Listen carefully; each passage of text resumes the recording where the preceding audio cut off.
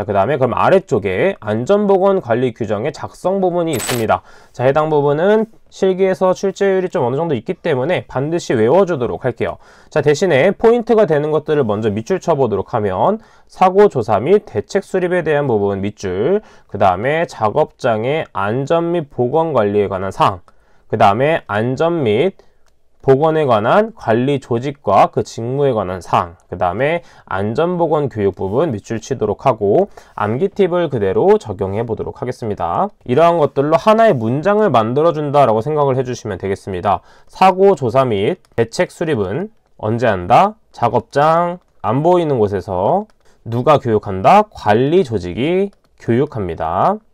자, 그래서 하나씩 체크를 해보도록 하면 먼저 사고 조사 및 대책 수립에 대한 것은 4번이다 라고 볼 수 있겠고, 그 다음에 작업장 안 보이는 것, 안전과 보건에 관한 것이기 때문에 3번. 자, 관리 조직이 1번이 되겠죠. 1번. 안전보건 교육이 2번에 해당이 된다. 이렇게 외워주도록 하겠습니다. 자, 그래서 좀 스토리를 만들어서 외우는 것도 하나의 방법이 된다라는 걸 체크해 볼 수 있겠죠. 첫 번째, 산업재해란 무엇이냐면 말 그대로 노무를 제공하는 사람이 업무에 관계되는 건설물이나 설비 등에 의하여 작업 또는 어떤 업무로 인해서 사망 또는 부상하거나 질병에 걸리는 것을 말하게 되겠고, 그 다음에 중요한 중대재해에 대해서 이 세 가지는 모두 암기해야 됐었습니다.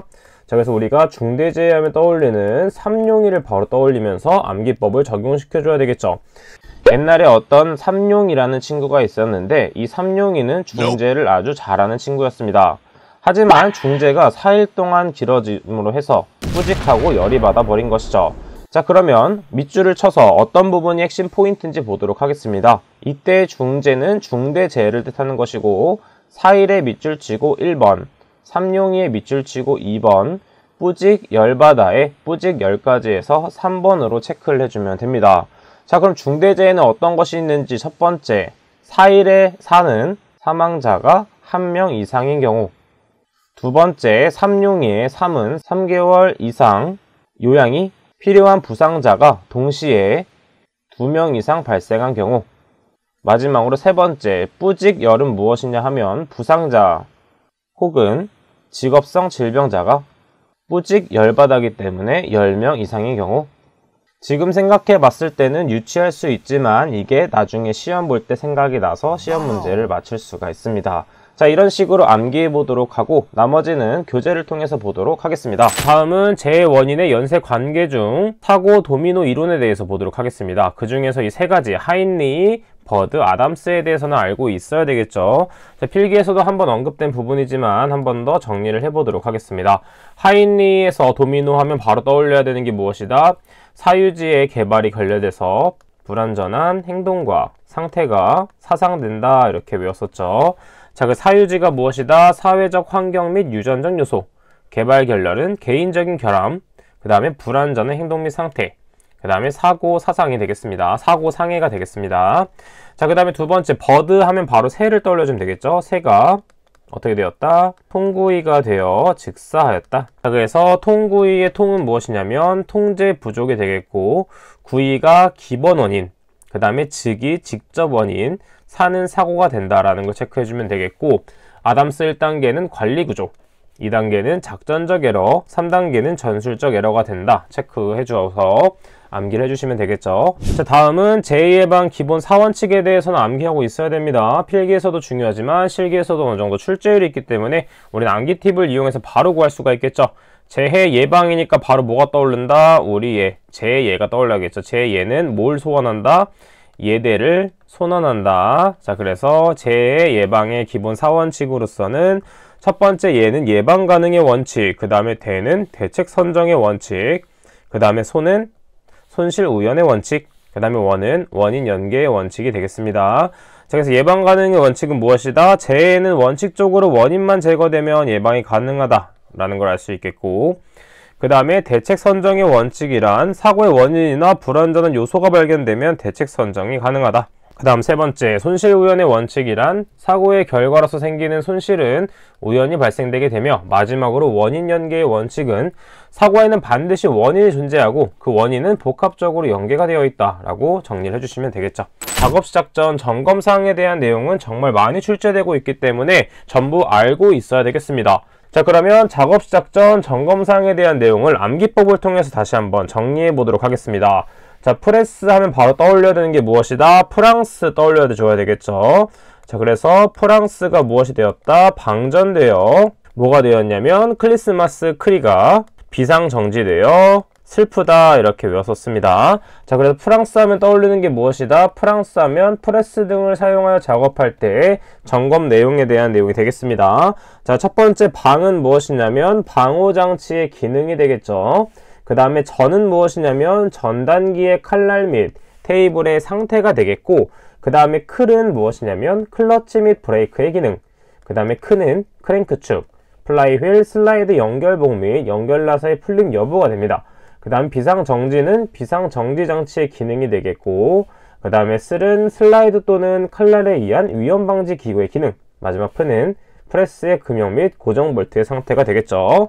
자, 필기를 공부했을 때는 이런 식으로 글자만 보고 바로 답을 찾을 수 있었지만 실기에서는 이러한 것들을 그대로 적어야 되기 때문에 보다 더 꼼꼼하게 외워주면 되겠습니다.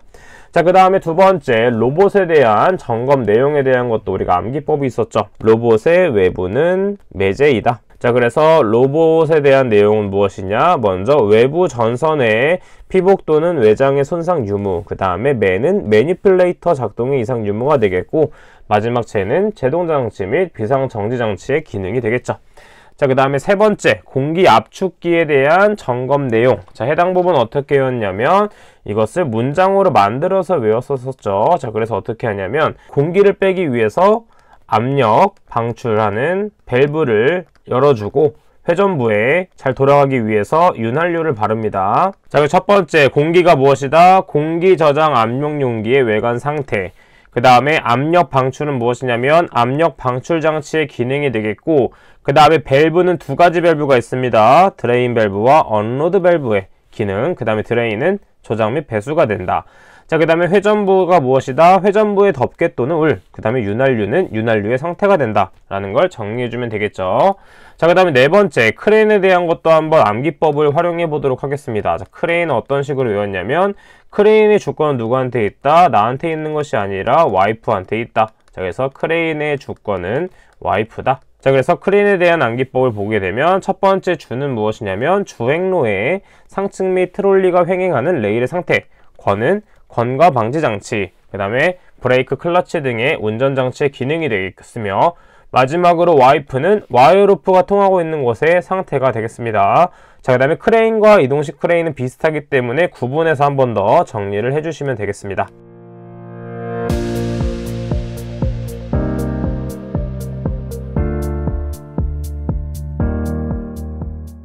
자, 다음은 또 많이 사용하는 지게차에 대해서 보도록 하겠습니다. 지게차를 생각했을 때 주변이 밝으면 매우 좋기 때문에 지게차 바퀴에도 전조등을 하재 이렇게 외워줬었습니다. 그래서 지게차에 대한 내용은 무엇이냐면 첫 번째, 바퀴의 이상 유무가 되겠으며, 두 번째는 전조등, 후미등, 방향 지시기 및 경보장치 기능의 이상 유무, 그 다음에 하는 무엇이냐면 하역장치 및 유압장치 기능의 이상 유무가 되겠고, 마지막에 제는 제동장치 및 조종장치 기능의 이상 유무가 되겠습니다. 자, 그 다음 마지막에 군의 운반차를 사용하여 작업할 때 암기 팁 한번 정리해 보도록 할게요. 자, 그래서 군의 운반차는 어떤 식으로 외운다? 군의 운반차 바퀴에도 뭘 한다? 밟기 위해서 전조등을 충전하재. 첫 번째 바퀴가 바퀴의 이상 유무, 그 다음에 전조등, 후미등, 방향 지시기 및 뒤에는 경음기가 됩니다. 그 다음에 충전은 충전장치를 포함한 홀더 등의 결합 상태 이상 유무, 그 다음에 마찬가지로 하역과 제동장치에 대한 내용은 똑같기 때문에 같이 정리해서 외워주시면 되겠습니다. 자, 그래서 지게차를 외우면서 군의 운반차와 한번 섞어서 구분을 해주면 되겠죠. 자, 그래서 이런 식으로 많이 나오는 부분에 대한 것들은 이렇게 암기법을 활용하면 되겠고, 아래쪽에 컨베이어에 대한 암기법도 한번 진행해 보도록 하겠습니다. 자, 컨베이어를 생각하면서 암기법을 떠올려주시면 돼요. 컨베이어는 이렇게 택배, 상하차를 할 때 물건을 실어서 이동하는 긴 벨트가 되겠습니다.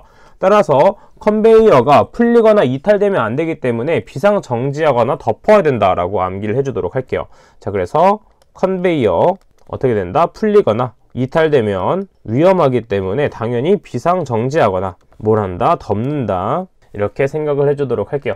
자, 그래서 컨베이어 첫 번째 풀리는 무엇이다? 원동기 및 풀리 기능의 이상 유무가 되겠고, 그 다음에 이탈은 이탈 등의 방지장치 기능의 이상 유무, 그 다음 비상정지 장치는 비상정지 장치 기능의 이상 유무가 되겠으며, 그 다음에 덮는다 라는 것은 원동기 회전축, 기어 및 풀리 등의 덮개 또는 울 등의 이상 유무를 파악하는 것이 된다라는 걸 파악해 볼 수가 있습니다. 자, 그래서 나머지 부분에 대한 것들은 출제될 수도 있으나 상대적으로 출제율이 낮기 때문에 가볍게 정독을 해주도록 하고, 제가 암기법으로 적용했던 것들은 출제율이 어느 정도 높기 때문에 보다 꼼꼼하게 암기를 해주도록 하겠습니다.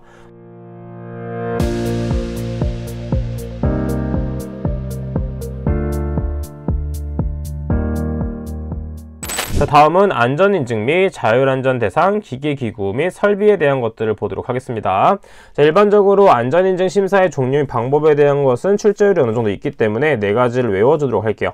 예비, 서면, 기술 능력 및 생산체계 심사, 제품 심사가 있다 정도 정리해 주도록 하겠고, 그 다음에 좀 중요한 게 무엇이냐면 기계, 기구 및 설비의 9가지 종류에 대해서는 우리가 암기를 해 놔줘야 되겠죠. 자, 왜냐하면 이것은 기본적으로 필기에서도 많이 출제되었던 부분이기도 하고, 각각의 기계, 기구가 무엇인지도 반드시 파악을 해줘야 되겠습니다.